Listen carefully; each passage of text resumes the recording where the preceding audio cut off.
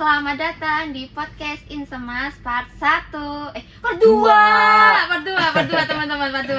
Nah, setelah kemarin di podcast Insemas part 1 kita udah bahas tentang ujian mandiri UGM CBT, tentang struggle-nya gimana ngejar PTN, terus juga sampai tips dan trik ngerjain soal-soal di UGM CBT.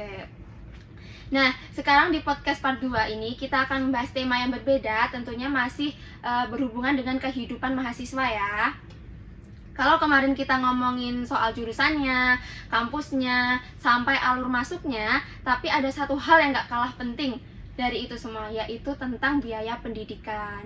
Nah, di biaya pendidikan ini pasti teman-teman ada yang merasa kayak mahal ya biaya pendidikan buat kuliah, terus nanti kalau semisal orang tua aku terbebani kayak gimana, terus ada yang merasa ingin mundur dari kampus, dari jurusannya karena terbebani dengan biaya pendidikannya. Tenang aja ya teman-teman, karena dibalik struggle itu semua, dari pemerintah sudah menyediakan yang namanya beasiswa.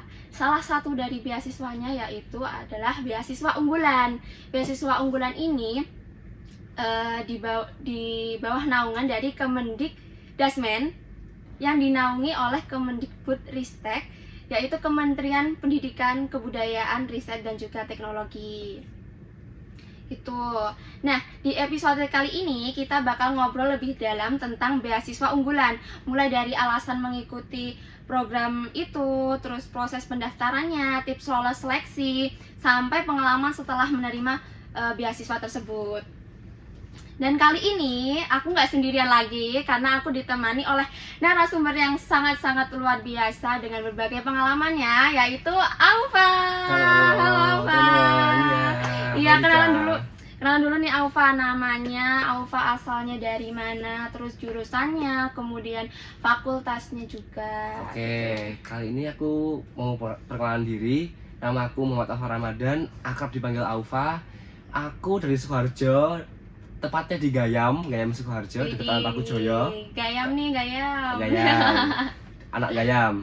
Jadi aku dari sekolah vokasi. Untuk prodinya itu Departemen Teknik Mesin, prodinya itu Teknik Pengolahan dan Perawatan Alat Berat.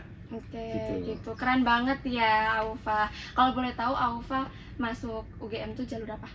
Aku masuk UGM tuh jalur SNBP. Waduh, keren banget, makin keren. Dari sekolah mana sih Aufa? SMA Negeri 1 Sukoharjo. Waduh, makin keren membawa nama SMA Negeri 1 Sukoharjo ke UGM gitu.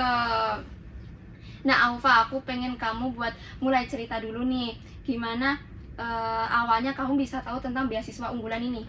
Oke, jadi awalnya aku bisa tahu beasiswa unggulan itu karena pada saat aku keterima di UGM nih, aku tuh melihat bahwasanya UKT ku tuh mahal.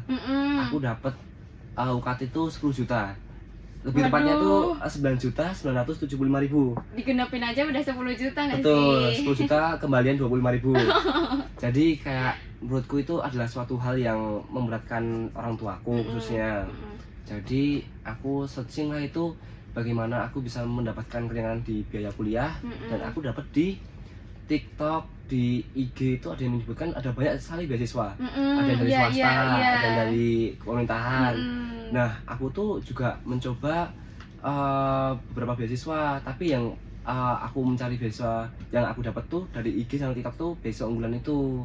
Jadi aku dapatnya tuh dari sosmed kebanyakan. Iya, sosmed tuh pendukung banget sih guys buat kita cari-cari informasi gitu. Betul. Berarti dari awal emang udah ada keinginan buat meringankan biaya pendidikan ya. Betul. Nah, waktu pertama kali kamu tahu informasi tentang apa saja beasiswa unggulan ini yang dukung ya, kamu langsung tertarik atau kamu masih mikir-mikir dulu nih, masih tarik ulur kayak, aduh ini ntar kayak gimana ya beasiswa unggulan, kayak susah enggak, kayak gitu. Biasanya kan ada pikiran kayak gitu ya, kan? aku pastinya ada pikiran kayak gitu ya. Kayak takut sih, saingannya pasti berat. Iya, pasti ya, kayak ada pikiran kayak gitu. Ada pikiran kayak gitu. Banyak orang tuh mungkin udah bisa membuat esai, karena kan salah satu syarat utamanya dari beasiswa unggulan kan esai. Jadi kayak aku tuh orang yang nggak bisa buat esai. Aku sama sekali di masa SMA tuh nggak pernah buat esai. Karena di masa SMA itu aku lebih sering aktif di organisasi ketimbang lomba-lomba yang berkaitan dengan esai. Jadi aku utamanya kayak anak organisasi banget. wah susah sih kayaknya esai ini. Jadi pasti ada rasa pikiran untuk maju mundur. Iya nggak ya buat daftar beasiswa ini gitu. Nah, kalau dari segi persiapan sih, apa yang kamu siapin sebelum mendaftar?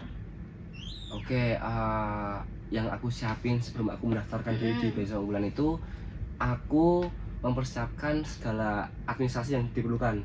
Jadi kayak contohnya kan ada 2 seleksi nih.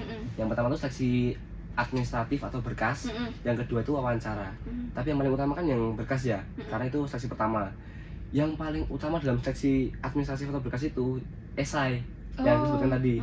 Jadi tapi pakai nilai akademik gitu enggak? pakai. Oh, pakai. Tapi itu kalau dari segi seluruh awardee yang aku tanyain pada saat aku mendaftar, jadi kayak aku ngeriset lah, itu tuh nilai itu sebenarnya tuh pendukung, bukan yang utamanya. Tapi yang utama itu adalah esai. Nilai yang dipakai itu nilai IPK atau nilai apa ya, Pak? Nah, kalau pada saat itu kan aku masih SMA ya, masih SMA, baru aja lulus dari SMA aku. Jadi kayak kita belum punya KHS, jadi kita pakainya nilai dari SMA. Oh gitu. Oke, paham. Berarti nggak cuma soal nilai akademik ya teman-teman, tapi juga harus menyiapkan beberapa dokumen pendukung lainnya. Contohnya seperti tadi esai. Kemudian ada kayak seleksi minat bakat gitu nggak? Ada seleksi bakatnya apa, terus kayak gimana gitu? Ada nggak? Oke, kalau untuk seleksi bakat tuh nggak ada ya di beasiswa unggulan ini. Tapi itu mungkin bisa menjadi semacam bahasan yang akan kita tunjukkan di esai. Oh gitu. Jadi kayak contohnya kamu punya bakat dalam menari dan kamu ikut ekskul menari, kamu ikut UKM menari, terus kamu jadi ikut lomba dan akhirnya kamu berprestasi di dalam situ, itu bisa sih jadi bahan dimasukin ke bahasan esainya. esai. Iya. Betul. Jadi esai itu yang paling utama ya? Betul. Yang paling utama gitu. Teman-teman jangan lupa buat nyiapin diri buat bikin esainya ya gitu. Nah, Aufa, selama proses persiapannya apa sih yang menjadi tantangan paling besar buat kamu? Oke, tantangan paling besar aku tuh dalam menyiapkan berkasnya ya. Sebenarnya tuh berkasnya tuh ada banyak. Contohnya tuh kayak KTP, itu mungkin kayak KTP, terus kayak nilai-nilai ijazah dan lain-lain sebagainya, itu mungkin hal yang mudah karena itu udah ada. Tapi yang paling menakutkan untuk aku yang tadi yang aku sebutkan esai. Terus sama aku harus mencari surat rekomendasi dari kayak semacam, kita kan kalau di kuliah kan dosen ataupun dekan. Kalau di sekolah kan kita pastinya kayak guru ataupun kepala sekolah. Nah betul kayak gitu. Aku susahnya itu membuat surat rekomendasi dari kepala sekolah. Kayak apa itu? gini, nembusin ke kepala sekolah biar beliau itu mau untuk merekomendasikan saya ke beasiswa unggulan ini. Jadi itu harus pakai surat rekomendasi. Betul. Oh gitu. Iya. Kalau misalnya kita lebih akrab sama guru ataupun kayak dosen atau kepala sekolah yang di atas kita, itu yang pada saat kita di instansi tersebut, ya itu istilahnya lumayan mudah. Iya. Ada golden Privilege ticket, lah. ada Iya, golden betul. ticket. Ada golden ticketnya. Nah, sekarang kita masuk ke bagian yang mungkin paling banyak ditanyain oleh teman-teman tentang beasiswa unggulan nih. Sesulit apa sih seleksi beasiswa unggulan itu? Kamu kayak ngerasa struggle apa, kayak mungkin berapa persennya, terus apa aja yang bikin kamu ngerasa kayak kamu ngedown di ngejar ini beasiswa ini? Oh iya, yang membuat aku ngedown pada saat aku ngejar beasiswa ini tuh pas karena sebelumnya aku nggak tahu esai dan itu aku harus nge-research banyak banget awardee atau penerima beasiswa unggulan dari yang aku search tuh yang dari UGM sih, dari S2 UGM.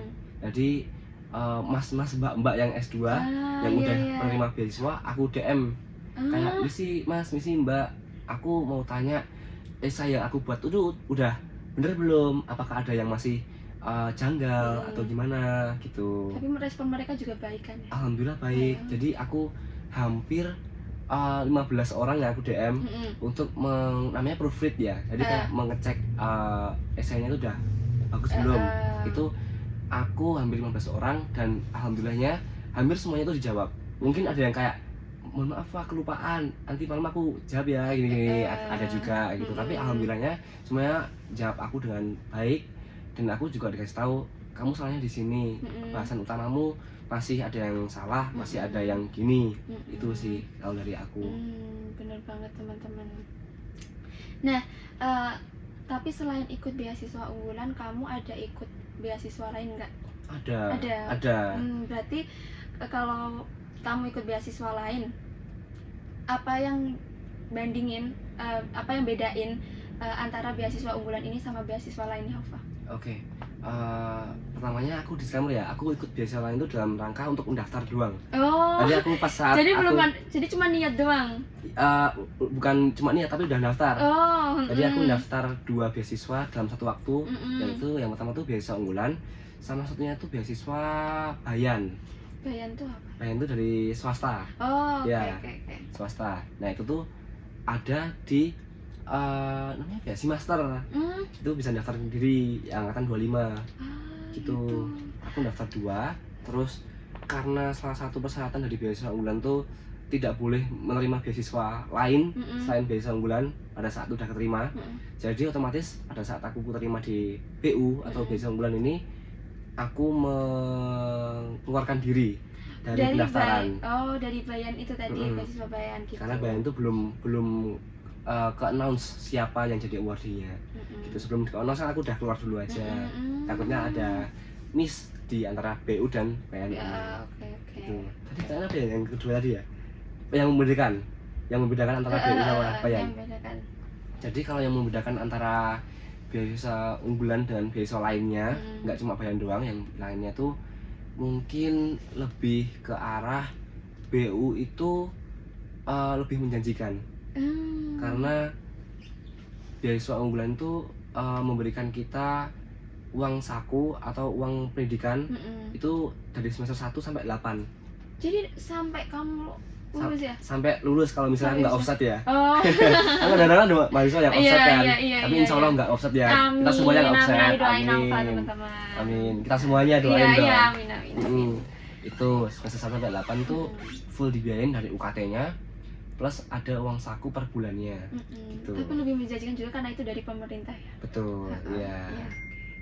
Nah, Aufa, sekarang boleh nggak sih share tips dan triknya yang paling ngebantu kamu dalam diterimain beasiswa ini? Oke. Yang paling pertama dan utama itu doa restu. Doa sama yang di atas dan restu dari orang tua. Pasti sih, itu yang paling utama. Pasti, karena aku nggak bisa apa-apa kalau misalnya nggak ada orang tuaku yang support aku dan aku nggak berdoa sama yang di atas, Allah Subhanahu Wa Taala. Dan yang kedua pastinya jangan malu buat bertanya. Jadi ikut aja, kayak misalnya ada seminar atau apapun itu ya ikut aja seminar beasiswa apapun yang itu, pasti ada irisan-irisan yang bakal bisa diraih ke beasiswa unggulan. Gitu. Sekarang banyak kok, contohnya aja di saat ini aku juga ikut di forum beasiswa unggulan UGM.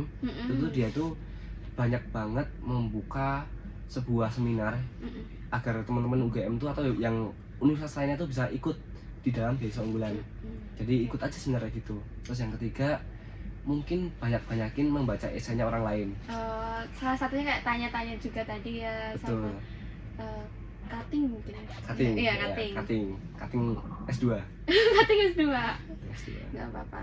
Nah, Aufa, waktu jalanin proses seleksi, khususnya saat wawancara, ada nggak sih perasaan yang bikin kamu kayak, aduh ini gimana, harus kayak menegangkan gitu, ada nggak? Ya pasti ada. Rasanya kayak pasti deg-degan gitu ya. Ada, pas itu tuh karena pada saat seleksi berkas tuh kan ada 44.000 orang yang mendaftar. Sumpah, sebanyak itu? Iya, di Indonesia. Wow. Dan itu yang lolos di seleksi administratif itu ada sekitar 10.000-an. Dan yang diambil 30.000-nya itu hilang karena itu nggak lolos di seleksi berkas. Lanjut ke wawancara kan, kalau aku ikut seminar, katanya ketua forum BU UGM itu kalau misalnya kamu udah masuk di tahap wawancara, itu udah 80% kamu keterima. Wow. 20%-nya adalah cara penyampaian kamu di wawancara. Oh, Itu bagaimana? gitu. Gitu. Dan Aufa menjadi salah satu penerimanya guys, keren banget. Alhamdulillah. Yeay. Gitu. Oke. Nah, jadi selain melihat kemampuan yang kamu punya, terus setelah diseleksi tadi kayak wawancaranya juga, mereka kan juga mau tahu komitmen apa yang bakal kamu lakuin setelah kamu menjadi penerima beasiswa ini. Nah, apa waktu itu komitmen yang akan kamu lakukan setelah kamu diterima? Oke. Komitmen yang akan aku lakukan setelah aku diterima itu pastinya itu pewawancara bakal nanyain kita tentang esai kita. Dalam esai itu kan ada komitmen juga. Jadi apakah kamu tuh benar-benar membuat esaimu sendiri dengan hatimu, dengan pikiranmu, atau cuma asal ngetik aja, atau kopas AI kuas AI gitu. Nah, pada saat itu pewawancara nanyain tuh, karena aku nulis esainya tuh seperti ini. Aku dulunya tuh nggak tahu menahu tentang dunia teknik mesin. Sekarang ini kan aku di teknik mesin, utamanya tuh di pengelolaan alat berat. Jadi kayak ekskavator, dump truck gitu ya. Nah, itu tuh sama sekali di SMA tuh aku nggak ada pikiran ataupun bayangan kalau aku masuk ke situ teknik mesin. Dan pada saat itu di lomba FLS 2N tingkat kabupaten, provinsi dan nasional, aku ada syuting di sekitar Danau Sunter di Jakarta Utara. Dan ya di Jadi Danau kamu Sunter. ke Jakarta dulu? Betul, itu karena ada lomba FLS 2N film pendek mm. di SMA. Terus sama semacam TPA, tempat pembuangan akhir sampah di Mulur Sukoharjo. Nah, itu tuh Mulur, ada guys. Mulur Sukoharjo. Tadi ada alat beratnya tuh dia tuh mengeluarkan banyak emisi atau gas polusi, asap hitam. Nah, itu tuh kayak itu bisa menjadi aku sebuah apa ya, pikiran untuk merubah asap hitam itu biar nggak ada. Jadi aku menggantikan seluruh sistem pembakaran bahan bakarnya dari mesin diesel jadi listrik. Nah, itu adalah komitmen yang aku tuliskan di esaiku dan aku sebutkan di wawancaraku. Wow, keren banget. Gitu. Jadi itu komitmen dari Aufa yang sangat-sangat keren ya. Jadi kalian yang warga-warga Mulur keren banget guys, karena ada Aufa gitu. Gak ada hubungannya sih, tapi insya Allah bisa membawakan sesuatu yang lebih baik ya. Amin, kita semuanya. Amin. Oke. Nah, Aufa, kalau dari pengalaman kamu ada nggak sih kesalahan yang sering orang lain lakukan, teman-teman yang mau mendaftar atau kamu lakukan saat pada proses pendaftaran beasiswa unggulan? Ada nggak? Oh, kesalahan yang sering dilakukan ya? Yang sering dilakukan itu mungkin ini ya, pada saat mendaftar itu kurang memperhatikan syarat administratifnya, berkasnya. Jadi kayak contohnya ada 10 berkas yang harus dikumpulkan, tapi cuma kumpulkan 9. Ada yang kurang 1. Sedangkan waktunya itu udah mepet sama pengumpulan. Contohnya semua udah lengkap nih, tapi kurang surat rekomendasi dari guru. Itu ya agak susah kan, dari guru dulu, harus gimana dulu. Iya, apalagi udah lulus ya waktu itu. Ya, udah lulus, jadi kayak susah lebih banget. susah. Terus yang lainnya tuh kurang aktif dalam bertanya ke awardee atau penerima beasiswa lainnya. Itu kan pasti kita butuh pengarahan ya. Kita butuh arahan, butuh pengalaman yang lebih tahu tentang beasiswa ini, tapi kita nggak tanya. Menurutku itu adalah sebuah kesalahan yang kita lakukan. Dan mungkin kalau misalnya kita membuat esai, itu jangan terlalu banyak AI-nya. Iya. Tapi kalau semisal mau pakai AI hanya untuk referensi saja gitu. Boleh banget. Aku sendiri tuh dalam membuat esai itu juga nge-brainstorming ya. Itu kan membuat suatu ide, itu tuh dari si AI-nya gitu. Jadi kayak merangkai kata-katanya. Tapi kebanyakan idenya tuh kita dari pengalaman pribadi gitu. Berarti dari awal sudah harus ada persiapan ya, persiapan administrasinya, terus persiapan dalam bagaimana cara pembuatan esai dan lain-lain gitu. Jadi kadang hal-hal kecil seperti itu juga harus kita perhatikan nih teman-teman ya. Yes. That's right. Sekarang kita masuk ke bagian yang jarang dibahas, yaitu setelah dinyatakan lolos dari penerima beasiswa unggulan ini. Nah, Aufa, gimana realita, apa aja sih yang kamu dapetin setelah menjadi penerima beasiswa unggulan ini? Oke, kalau yang aku dapetin di BU ini atau beasiswa unggulan ini, yang pertama, aku lebih suka pada saat bagian aku dapat berorganisasi di forum beasiswa unggulan di UGM. Karena orang-orangnya itu banyak sekali orang-orang yang menurutku itu number one. Kayak dia tuh banyak sekali prestasi yang dia dapetin di saat dia mungkin di S1-nya, kan kebanyakan FBU itu S2 ya. Jadi nggak cuma yang D4 ataupun yang S1. Itu tuh ada yang di S2 dan dia tuh punya pengalaman banyak banget pada saat dia S1. Dia banyak bercerita kayak, dulu aku gini, aku dulu ikut ini BEM dan lain-lain sebagainya.